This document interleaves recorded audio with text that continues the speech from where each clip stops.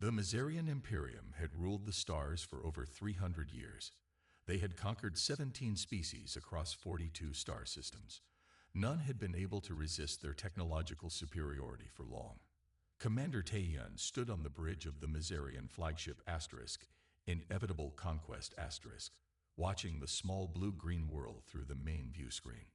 Primitive communications, primitive weapons, primitive ships, he said, his scaled fingers tapping against the command console. These humans have barely left their home system. Proxima Centauri rotated slowly below, the small human colony visible as a cluster of lights on the night side of the planet. Intelligence had confirmed only 50,000 settlers lived there, the first wave of human expansion beyond their solar system. Officer Ju approached Taehyun with caution. She was younger than most senior officers, but her tactical mind had earned her this position on the flagship. Commander, I've analyzed the human broadcasts we intercepted, Ju said.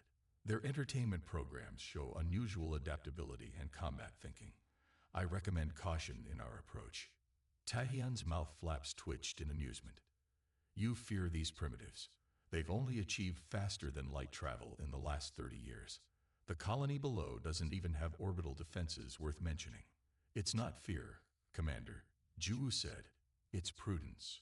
We know very little about their homeworld conditions or evolutionary path. Taehyun waved his hand dismissively. These creatures barely managed space travel. Their colony is hardly worth our attention. We'll give them the standard ultimatum. They'll surrender like all the others. Down on the planet's surface, Colonel Hyunwoo was enjoying a rare moment of peace. The colony had just celebrated its 3rd anniversary, and the terraforming was ahead of schedule. The first children born on a world beyond Earth were now taking their first steps under an alien sun.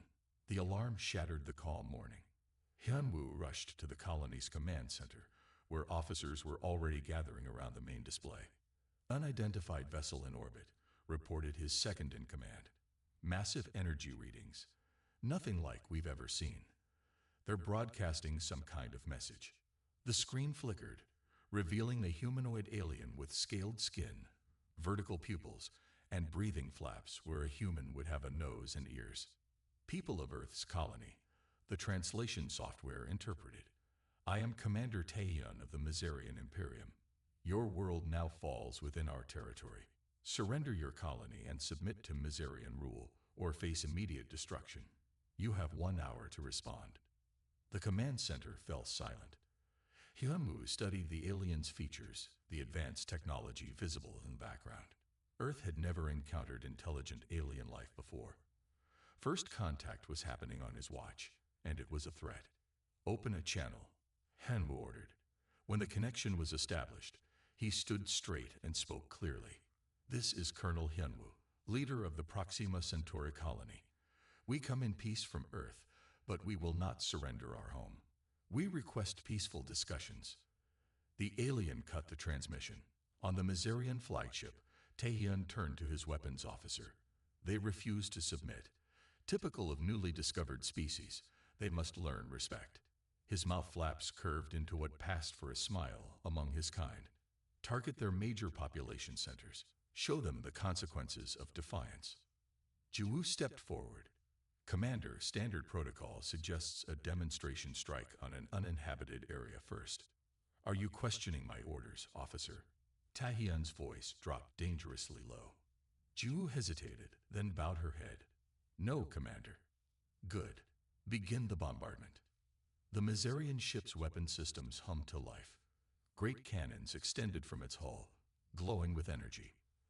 The first salvo hit the colony's small spaceport, vaporizing it instantly. The second struck the power generation facility. The third hit the residential district. In the colony command center, chaos erupted as the first impacts shook the ground. Evacuate to the emergency bunkers. Hyunwoo shouted over the alarms. Get everyone underground. The communications officer, Jo-yeon, worked frantically at her console. Sir, the main antenna array is still operational, but they're jamming most frequencies. We have minutes at most before they hit us here. Send a message to Earth, Hyunwoo ordered. Tell them everything. Send all the scan data we have on their ship. The building shook violently as another impact hit nearby. Ceiling panels crashed down, and emergency lighting flickered on as the main power failed. "Everyone out now," Hyunwoo shouted. "Get to the bunkers." Jayen's fingers flew across her console. "Almost done, sir." Hyunwoo grabbed her shoulder. "Time to go, Lieutenant. Just need tow." Another explosion, closer this time. "Got it. Message is sending." They ran for the exit as the building began to collapse around them. They made it to the hallway when a direct hit struck the command center. The blast threw them forward. Hyunwoo hit the wall hard and felt something crack in his chest. When his vision cleared, he saw Jo-yeon pinned under a fallen support beam, blood pooling beneath her. "Go, sir," she gasped. "I can't feel my legs." "I'm not leaving you," Hyunwoo said, trying to lift the beam. "The message is still transmitting," Jayen said. "If they jam it, Earth won't know what happened." She pulled her sidearm and pressed it into his hand. "I'll buy you time. Someone has to survive to tell them what we're facing." Another explosion rocked the building. The exit was still 20 meters away. "That's an order, sir," Jayen said with a pained smile. "Someone has to warn Earth." Hyunwoo squeezed her hand once, then ran for the exit. Behind him, he heard Jayeon working on her damaged console. On the Mazarian ship, Taehyun watched with satisfaction as the colony burned. "Sir," a communications officer called out, "we're detecting a transmission to the human homeworld." "Jam it," Taehyun ordered. "Working on it, sir, but they're using multiple frequencies and some kind of encryption we haven't seen before." Taehyun growled in frustration. "Target the source of the transmission." In the ruined command center, Jayen saw the targeting alert on her damaged console. She knew she had seconds at most. She added one final line to the automated message. "They think we're weak. Show them how wrong they are." She hit send just as the Mazarian weapon found its mark. The command center disappeared in a flash of light and heat. Hyunwoo, now a kilometer away and headed for the emergency bunker, saw the explosion. He knew Jayen was gone. Around him, the colony that had been humanity's pride was now a smoking ruin. Thousands dead in less than an hour. On the Mazarian flagship, Taehyun turned to his communications officer. "Send a message to their homeworld. Tell them to prepare for conquest. We will arrive in their system within one of their years." "Yes, Commander," the officer replied. Officer Ju stood silently at her station, watching the burning colony below. In all their conquests, no species had ever refused the ultimatum on their first colony world. Usually, it took the more established worlds to show such defiance. These humans were different somehow. She made a note to study them more carefully. "Set course for the next system," Taehyun ordered. "The humans will provide little challenge, but proper protocol must be followed." As the Mazarian ship moved away from Proxima Centauri, none of them realized what they had just started. None of them understood that humanity had evolved on a death world as persistence predators, with a unique capacity for adaptation, innovation, and warfare that the galaxy had never seen. None of them knew they had just declared war on the worst possible species. And that was a big mistake. The message from Proxima Centauri arrived at Earth Defense Headquarters at 3:47 a.m. It played on a continuous loop in the darkened Situation Room, where Director Minjae sat alone, watching the destruction of humanity's first interstellar colony over and over again. "They think we're weak. Show them how wrong they are." Those final words from Communications Officer Jo-yeon haunted him. The data package attached to the message contained scans of the alien vessel, intercepts of their communications, and the brief exchange before the bombardment began. When the Emergency Council assembled 2 hours later, Minji's expression was stone cold. 50,000 dead, he said simply. "Our colony wiped out in less than an hour by an alien force calling themselves the Mazarian Imperium." The room fell silent as he played the footage. The massive alien ship, the ultimatum, the bombardment, the final desperate message. "So we're at war," said Admiral Yoonji, breaking the silence, "with an enemy technologically superior to us, an enemy that controls dozens of star systems." Minjae nodded. "That appears to be the case. General Sungo, head of Earth's combined military forces, studied the technical data on his tablet. Their energy weapons are beyond anything we've developed. Their shields would make our current weapons ineffective. Then we need better weapons, said Do-Yun, the lead scientist from the Advanced Research Division. She was younger than most in the room, but her brilliant mind had earned her a place at the table. The scans show some interesting vulnerabilities in their ship design. How long until they reach Earth? Asked someone. Based on their propulsion signatures, roughly 11 months, Minji answered. The defense leaders began talking all at once. Attack strategies, evacuation plans, surrender options. Minji raised his hand for silence. They expect us to respond with direct confrontation, to throw everything we have at them when they arrive. We'll do something different. What do you propose? Sungo asked. We don't wait for them to come to us, Minji said. We take the fight to them. Now. With what? Admiral Yunji asked. Our ships aren't fast enough to reach their territory before they reach us. Minji smiled for the first time. We've been developing experimental stealth ships with advanced propulsion systems. The program was classified. 3 vessels are ready. 3 ships against an empire. Someone scoffed. 3 ships they won't see coming, Minji replied. We don't target their military assets. We target their supply lines. Their infrastructure. We make them look over their shoulders. Sunho nodded slowly. Psychological warfare. Guerrilla tactics on a cosmic scale. Exactly, said Minji. Meanwhile, we adapt their technology based on the scans from Proxima. We prepare Earth's defenses, and we show these Mizarians that they've made a terrible mistake. 3 weeks later, the stealth ship Silent Hunter dropped out of faster-than-light travel at the edge of a star system controlled by the Mizarians. Captain Jinho and his crew of 20 were the first humans to travel this far into space. Their mission: disrupt Mizarian fuel processing facilities without being detected. Passive scans only, Jinho ordered as they drifted silently toward the gas giant where the Mizarians had built their refineries. 6 Mizarian ships in orbit, reported his sensor officer. Minimal defenses on the refineries themselves. They're not expecting trouble here. Jinho studied the holographic display. They'd never been attacked in their own territory before. They don't know what it means to be hunted. The Silent Hunter moved through the system like a ghost, its revolutionary stealth systems masking its heat signature and distorting light around its hull. They approached the largest refinery, a massive structure extracting valuable gases from the planet below. Deploy the drones, Jinho ordered. Tiny unmanned craft, each no bigger than a human hand, slipped from the ship's launch bay. Guided by the Silent Hunter's guy, they attached themselves to key structural points across the refinery. Drones in position, reported the tactical officer, ready to trigger on your command. Set timers for 30 minutes, Jinho said. That gives us time to move to the second target.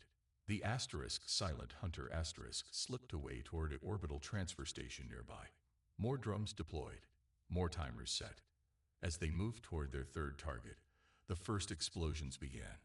The refinery's main processing hub erupted in a ball of flame. Secondary explosions cascaded through the structure as fuel lines ruptured. The transfer station followed moments later, breaking apart in a spectacular series of detonations. On the Mizarian command ship in orbit, Sub-Commander Kyung stared in disbelief at the destruction below. What happened? He demanded. Unknown, sir, replied his second. No ships detected. No warning. The refinery just exploded. That's impossible, Kyung snapped. Check again. As they argued, more explosions blossomed across the system.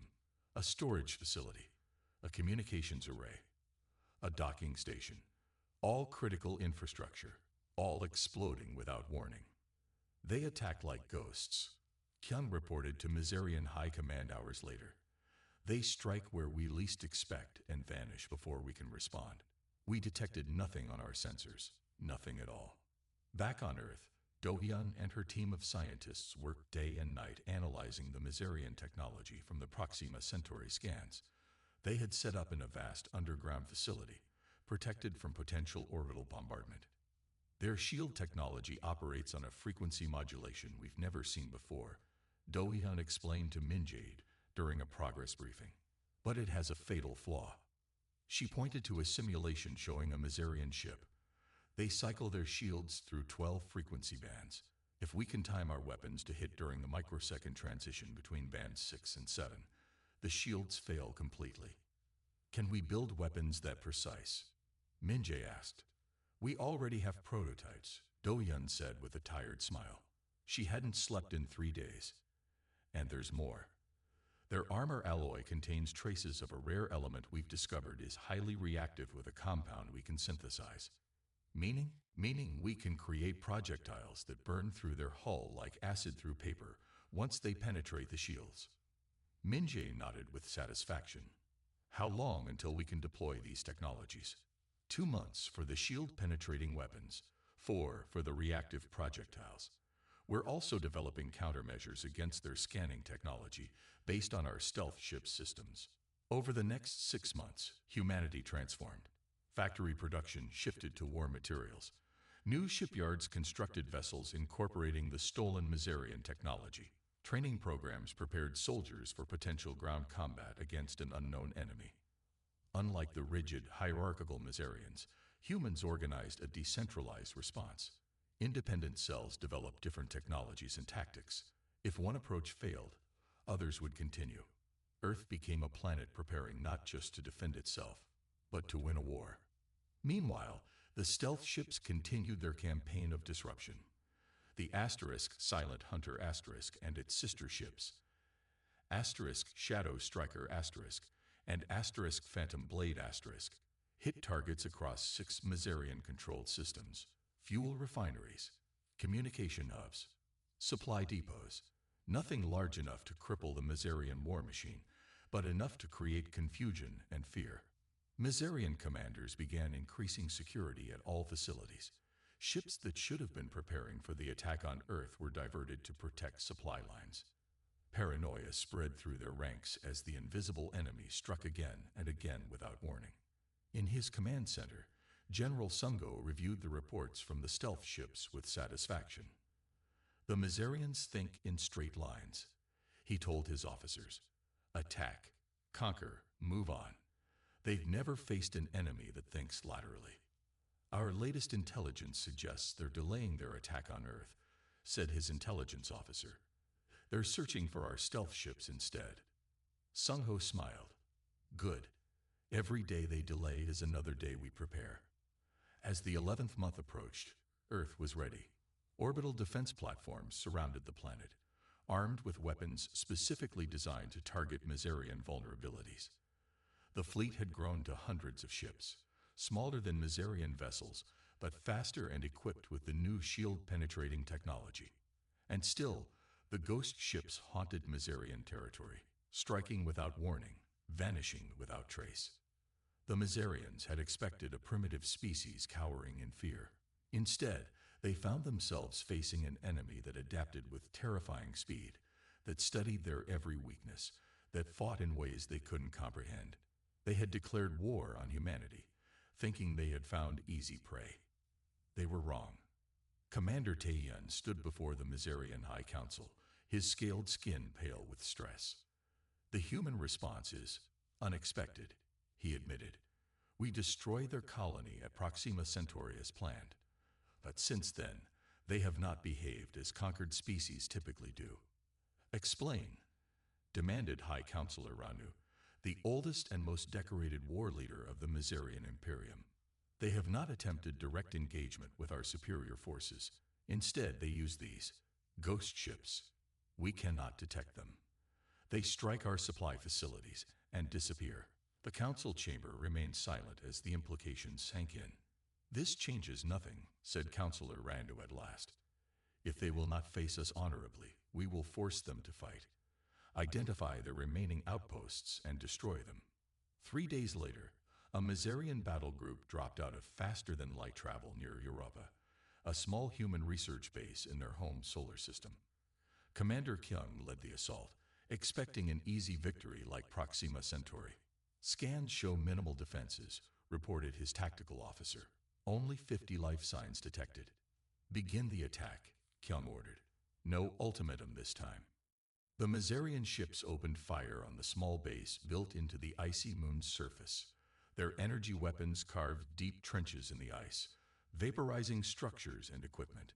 When the bombardment finished, Kyung ordered ground troops to secure the area and capture any survivors for interrogation. Strange, muttered the sensor officer as the troops descended. I'm now reading 0 life signs. Kyung frowned. Check again. Still 0, sir. It's as if they vanished. The first squad of Mazarian soldiers reached the ruined base entrance. Command, this is Ground Team Alpha. No signs of bodies or blood. Base appears evacuated. Impossible, Kyung snapped. We detected 50 humans minutes ago. Sir, the squad leader reported, we're finding unusual devices throughout the transmission cut off abruptly. On Kyung's view screen, the base erupted in a blinding explosion. Then another. Then dozens more, precisely placed charges detonating in sequence, each triggering the next. The entire region of Europa's surface collapsed inward, taking the Mazarian ground forces with it. It was a trap, Kyung whispered in disbelief. They knew we were coming. Similar scenes played out at Mars Base 1 and the asteroid mining facility at Ceres. Mazarian forces arrived to find facilities that appeared occupied on scans, but were empty when troops landed. Each was rigged with traps that killed hundreds of Mazarian soldiers and damaged several ships. Field Commander Kyung survived to deliver his report to the War Council personally. These humans, he said, his voice shaking slightly, operate in environments we can't even breathe in. The Europa base was at -170 degrees Celsius. The Mars base was in a dust storm that would strip the scales from our bodies, and the Ceres facility had radiation levels that should have killed any living thing. How do they survive such conditions? Asked Counselor Ranu. They adapt, Kyung replied. They create technologies to overcome their biological limitations, and they adapt to our tactics faster than we can implement them. While the Mazarians struggle to understand this new kind of enemy, Admiral Junho of Earth's Special Operations Command prepared for the next phase of humanity's response. The defensive traps worked perfectly, he told his gathered team leaders. The Mazarians lost nearly 1,000 troops and 3 ships without inflicting a single human casualty. Lieutenant Seojin, leader of Strike Team Delta, leaned forward. When do we take the offensive to their core worlds? Now, Junho replied, bringing up a holographic display of a Mazarian-controlled system. Intelligence has identified a major refueling station on this moon orbiting the gas giant in the Altair system. It's critical to their supply lines.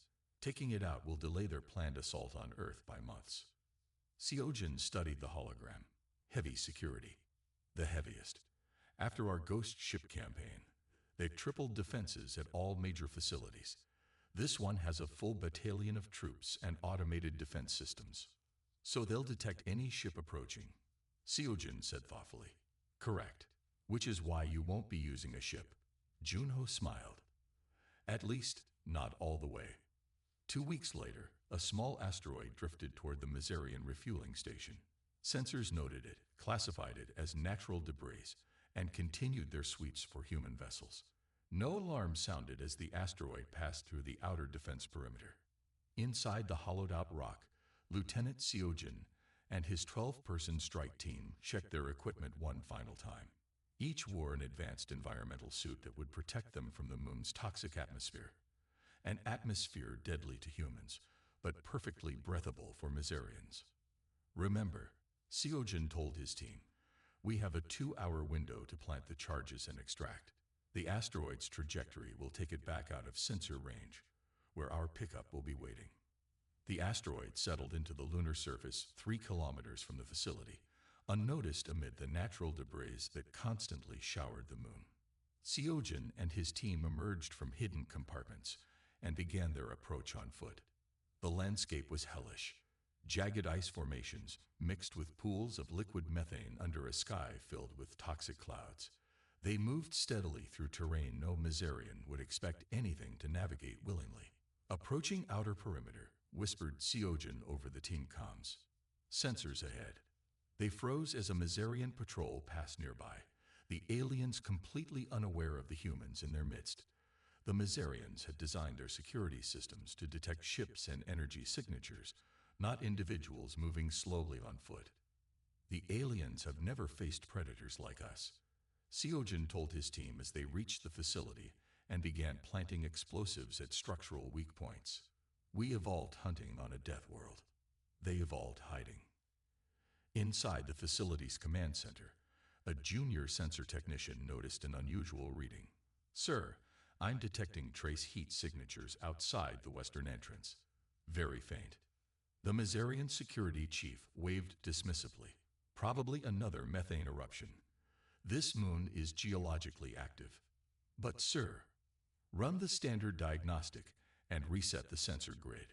We're looking for human ships, not ghosts. Seojin's team finished placing the final charges and began their withdrawal. They were halfway back to the asteroid when the facility's alarms finally sounded. They've spotted us, said Seojin calmly. Detonate now. His explosives specialist triggered the charges remotely. The refueling station erupted in a series of massive explosions, each more powerful than the last as the stored fuel ignited. The shockwave knocked the team off their feet despite their distance. Patrols incoming from 3 directions, reported his scanner technician. Seojin assessed the situation instantly. New extraction plan. Team Bravo, create a diversion to the north. Team Alpha with me to the emergency extraction point. They split up, moving through toxic gas clouds that would kill Mazarians instantly, but that their suits could withstand. Team Bravo planted smaller, explosive charges to draw attention, while Team Alpha made for a backup extraction point where a stealth shuttle could reach them. By the time the Mazarians realized what had happened, the humans were gone, leaving behind a destroyed facility and deeply shaken defenders. On board the ghost ship Phantom Blade Seojin and his team removed their environmental suits and celebrated their success. Did you see their faces when they finally spotted us? Laughed one of the soldiers. They couldn't believe anything could survive out there. They still don't understand what they're fighting. Seojin replied, and that's our advantage. Back in the Mazarian High Council chamber, the mood was grim. Intercepted communications were played for the assembled leaders. These humans, a Mazarian field commander's voice echoed through the room. They're not afraid. They laugh during combat. They willingly enter environments that would kill us instantly. They seem to thrive in conditions we consider impossible. Another recording. It's like they were made for war. They can go without sleep for days. They can function with injuries that would incapacitate any Mazarian. They're persistence predators. They never stop coming. High Counselor Ranu silenced the recordings. We underestimated these creatures, he admitted. What began as a simple conquest has become something else entirely. Should we consider diplomatic options? Suggested a younger counselor. Ranu's mouth flaps contracted in a gesture of disgust. The Mazarian Imperium does not negotiate with lesser species. We will increase our forces. We will launch our attack on their homeworld as planned. We will crush them with overwhelming strength. But as he spoke, doubt crept into his heart for the first time in his long military career. These humans were unlike any species the Imperium had encountered. They didn't fight like prey animals defending territory. They fought like predators who had found new hunting grounds. And the Mazarians, for the first time in centuries, found themselves feeling like prey. Fleet Lord Yunjin stood on the command deck of the Mazarian Super Dreadnought Inevitable Victory the largest warship ever built by the Imperium. Around her, stretched across 50 light minutes of space, was the most powerful armada the Mazarians had ever assembled. Over 300 warships, including 20 dreadnoughts, 50 heavy cruisers, and countless smaller vessels, all for one primitive world. 8 months of delays and failures end today. Yunjin addressed her command staff. The human harassment of our supply line stops. Their interference in Mazarian affairs stops. Their very existence as a free species stops. Her officers nodded in agreement, but Yunjin noticed something in their eyes she had never seen before. Uncertainty. The humans had proven far more troublesome than expected. The ghost ship attacks. The traps at their outposts. the infiltration operations deep within Miserian territory. The humans have clever tactics, she acknowledged, but they lack our numbers, our technology, and our glorious history of conquest. Today we crush them, as we have crushed 17 species before them. The fleet dropped out of faster-than-light travel at the edge of the Sol system. Unjin had studied the human home system carefully. 9 planets, with the third being their homeworld. A primitive defense fleet would likely be clustered around their planet. Advance at combat speed, she ordered. Launch scout vessels ahead. The Armada moved forward, passing the outer planets without incident. No human resistance yet. This encouraged Unjin. Perhaps they had given up. As they approached the asteroid belt between the 4th and 5th planets, the scout vessels suddenly went silent. What happened? Unjin demanded. Unknown, Fleet Lord, replied her sensor officer. The scouts just disappeared. Impossible. Check again. Before the officer could respond, dozens of tiny objects appeared on the sensor display, emerging from hiding places within the asteroid belt. They moved with impossible speed, streaking toward the Miserian fleet. Drones, reported the tactical officer. Thousands of them. Small, unmanned craft. Yunjin's mouth flaps twitched in amusement. Target and destroy them. The lead Miserian ships opened fire, their energy weapons lashing out at the approaching swarm. Some drones exploded, but most evaded with maneuvers that would have killed any living pilot. They're too fast, the tactical officer reported with alarm. Evasion patterns unlike anything in our. His words cut off as the first drones reached the Miserian formation. Instead of firing weapons, they simply rammed into the ships at incredible speed. Each impact was small, but there were thousands of impacts across hundreds of ships. Shields holding at 82%, reported the defensive systems officer. But they keep coming. As the first wave of drones finished their suicide runs, a second wave emerged from hiding. These didn't ram the ships, but instead attached themselves to hull sections where shields had been weakened. By the first egg, what are they doing? Unjin whispered as she watched the tactical display. The answer came moments later as the attached drones detonated simultaneously, each explosion precisely targeted at shield generators and weapon emplacements. Shields failing on multiple vessels, reported the communications officer, panic evident in his voice. 7 destroyers reporting critical damage. 3 cruisers have lost weapon systems. Unjin stared at the display in disbelief. These were not random attacks. Each drone had targeted specific vulnerabilities in Miserian ship design. Vulnerabilities the humans shouldn't have known about. Continue the advance, she ordered. Full combat alert. All ships to close formation. The fleet pushed forward, past Mars, the red planet where human outposts had once stood. As they approached Earth's moon, Yunjin finally saw what she expected, the human defense fleet. It was smaller than her own by far, perhaps 90 vessels of various sizes, none as large as her dreadnoughts. She allowed herself a moment of relief. Enemy fleet detected, she announced. Prepare for conventional engagement. But then her sensor officer made a startling report. Fleet Lord, I'm detecting unusual energy signatures around Earth itself. Thousands of them. The tactical display zoomed in on Earth's orbit. What Yunjin saw made her 4 hearts beat faster. The humans had built a defensive ring around their planet, hundreds of orbital platforms bristling with weapons, and between the platforms swarmed tens of thousands of smaller objects. By the stars, Yunjin whispered as her flagship's sensors detected thousands of AI-controlled drone swarms and soldiers in advanced combat suits moving between the platforms. Some appeared to be enhanced with technology that blended seamlessly with their biology.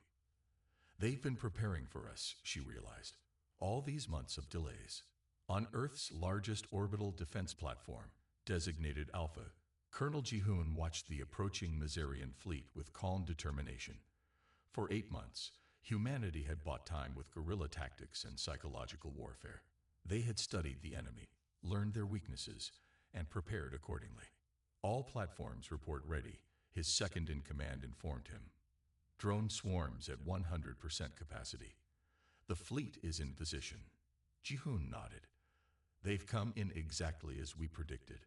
arrogant, overconfident, maintaining tight formation to maximize their overlapping shields. He opened a channel to all Earth defense forces. This is Colonel Ji-hoon.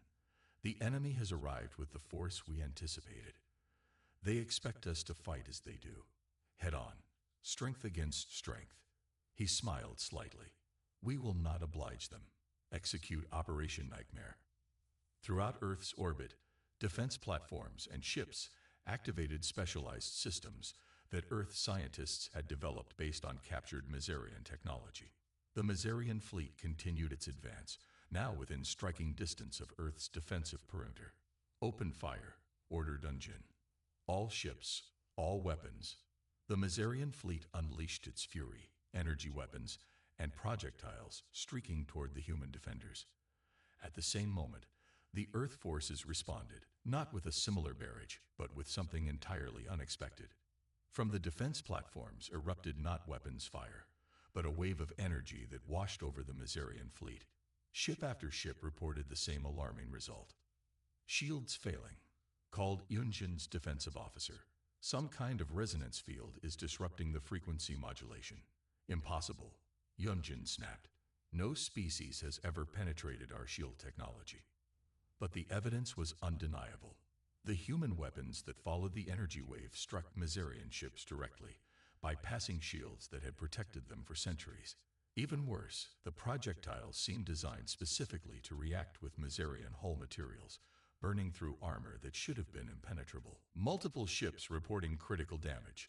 The communications officer reported, no longer trying to hide his panic. The humans are targeting our engine cores and weapon systems with precision strikes. Unjin stared at the tactical display in horror as she watched her mighty fleet coming apart. Decades of Mazarian military doctrine taught that superior numbers and technology always prevailed. But the humans weren't fighting according to any doctrine the Mazarians understood. The human fleet moved with unexpected coordination, smaller vessels protecting larger ones, all of them executing complex maneuvers that scattered the Mazarian formation. And everywhere, those damn drones swarmed, each one seemingly programmed to target specific vulnerabilities. We need to regroup, Yunjin ordered. Pull back tow. A massive explosion cut off her words as one of her dreadnoughts erupted in flames. Then another. The carefully maintained Mazarian formation began to break as ship captains took evasive action without coordination. As the Mazarian fleet fell into chaos, Colonel Ji-hoon opened a communication channel that broadcast to every enemy vessel. Attention Mazarian fleet, his voice echoed through Yunjin's command deck. This is Colonel Ji-hoon of Earth Defense Force. We studied your ships. We learned your weaknesses. We improved on your designs. The message continued, clinical and precise. Your shields cycle through 12 frequency bands. We designed weapons to strike during a microsecond transition between bands 6 and 7. Your hull alloy contains traces of element JX117.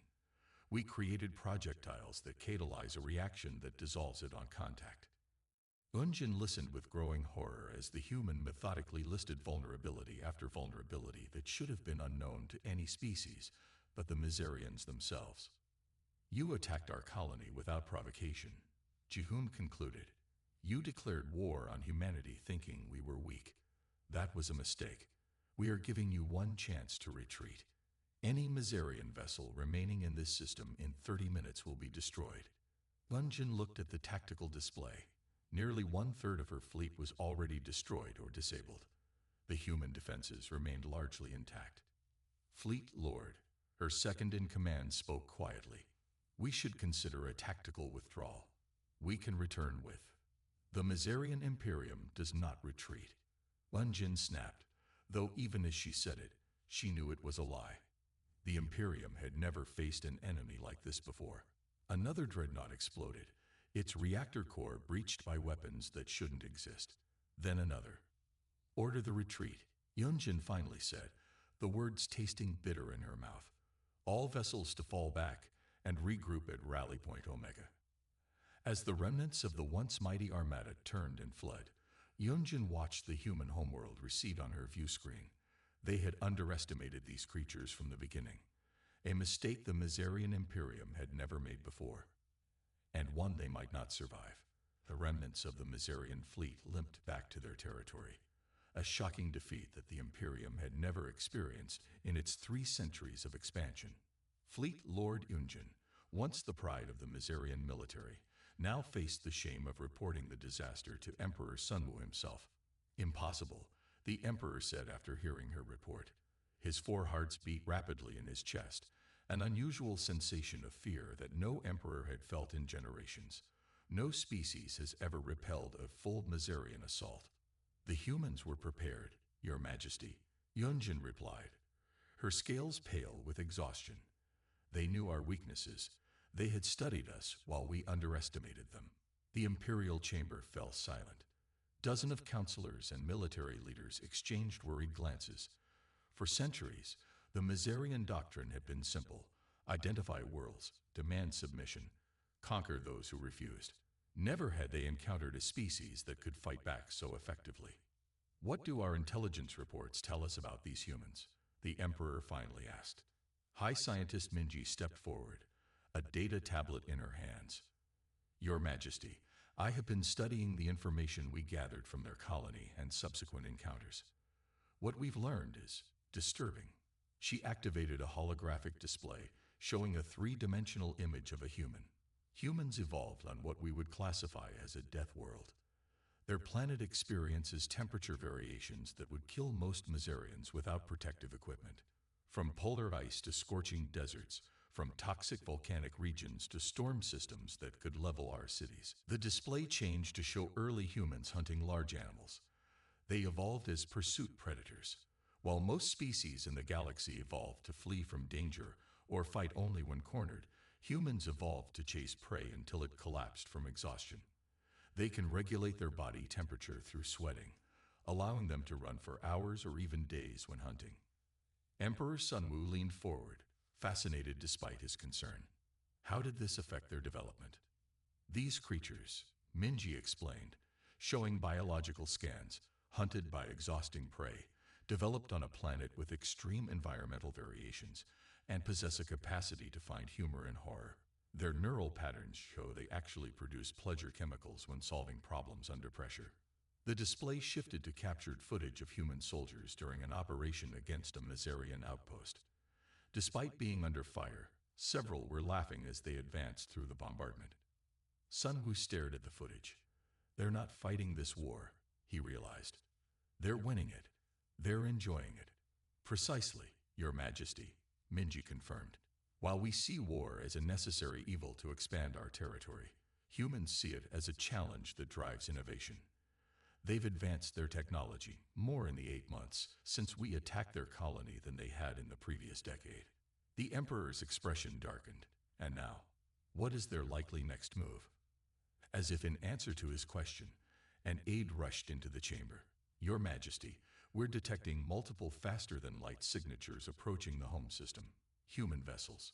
Panic spread through the chamber. The homeworld had never been threatened before.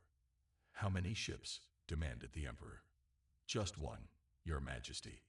But it's massive, unlike anything we've seen before. In space near the Mazarian homeworld, a single human vessel dropped out of faster-than-light travel. It dwarfed even the largest Mazarian dreadnought, a city in space that humanity had constructed in secret during the months of conflict. On its command deck, Admiral Yuna stood calmly as her ship took position. She had been given command of the Asterisk, humanity's response Asterisk, a vessel built with a single purpose: to end the war on human terms. Open a channel to the Mazarian capital, she ordered. All frequencies. I want every citizen on their world to hear this. On the Mazarian homeworld, screens throughout the capital suddenly activated, showing the face of a human female. Even Emperor Sunwu's private chamber was not immune as the transmission overrode their security protocols. People of the Mazarian Imperium. Admiral Yuna spoke, her voice translated perfectly into the Mazarian language. I am Admiral Yuna of Earth. 8 months ago, your forces destroyed our colony at Proxima Centauri, killing 50,000 innocent humans. You declared war on humanity, expecting easy conquest. You were mistaken. She paused, letting the words sink in. My ship carries weapons capable of rendering your homeworld uninhabitable in minutes. The same weapons are now aimed at every major Mazarian world. We could wipe out your species today. In the Imperial Palace, officials scrambled to respond. Military leaders called for immediate counterattacks, but Emperor Sunwu silenced them with a gesture, continuing to watch the transmission. But unlike you, Yuma continued, we do not destroy civilizations simply because we can. We offer you a choice. The Mazarian Empire will immediately cease all hostile actions against human territories. You will withdraw from the 6 worlds you conquered in the past decade and allow those species self-determination. You will provide reparations for the lives lost at Proxima Centauri. Her expression remained calm but firm. You have 6 hours to respond. If we do not receive your unconditional acceptance, we will demonstrate our capabilities on your uninhabited 4th moon. After that demonstration, you will have 1 additional hour to reconsider before we target your populated worlds. The transmission ended, leaving the Mazarian leadership in stunned silence. Can they really do what they claim? The Emperor asked Minji. The scientist nodded slowly. Based on how quickly they adapted our own technology and improved upon it, yes, I believe they can. For 4 hours, the Mazarian leadership debated options. Some advocated fighting to the last Mazarian. Others suggested a counterattack. But as reports from their long-range sensors confirmed the human claims about weapons locked on all major Mazarian worlds, the reality became clear. They had no choice. 2 hours before the deadline, Emperor Sunwu personally responded to the human ultimatum. We accept your terms, he said simply, the most humiliating moment in Mazarian history captured for all time. 3 weeks later, peace negotiations began on a neutral space station constructed specifically for the purpose. Ambassador Jaehyun represented Earth, facing a delegation of Mazarian officials across a large table. The terms are non-negotiable, Jaehyun stated as the Mazarians attempted to modify the reparations requirements. You started this war. We are being merciful in ending it. The Mazarian Imperium has ruled the stars for 3 centuries, protested the lead Mazarian negotiator. You cannot expect us to simply surrender territories and pay tributes like a conquered race. Jaehyun's expression remained neutral. You're not conquered. You're defeated. There's a difference. Had we wished to conquer you, your homeworld would now be a lifeless rock. He leaned forward slightly. Humanity has no interest in empire. We prefer peace, but we excel at war. Remember that before you consider breaking these terms in the future. The negotiations concluded with the Mazarians accepting all human demands. As news spread throughout the galaxy, other spacefaring civilizations adjusted their assessments of the newcomers. Species that had considered approaching human territory, with similar demands now reconsidered. Trade delegations replaced planned invasion forces. In the Imperial Palace, Emperor Sunwu stood at a window overlooking his capital city. Beside him, Minji presented her final report on humanity. The most remarkable thing, she said, is that they've already moved on. They're not celebrating their victory. They're building, exploring, creating art and music about the conflict. To them, this was just another challenge overcome. Will they become the new imperial power in the galaxy? The Emperor asked quietly. Minji considered the question. I don't believe so. They don't think like us. They don't need to control to feel secure. But they will remember those who threatened them, and they will be ready if threatened again. Across the galaxy, humanity continued its expansion into the stars, not as conquerors, but as explorers and traders. They made alliances with some species, conducted commerce with others. They shared certain technologies freely while keeping others carefully guarded. And throughout the galactic community, a simple message spread. The humans are a species that should never be provoked. They prefer peace, but they excel at war. The Mazarians had learned this truth at devastating cost. Others would be wise to learn from their mistake. The end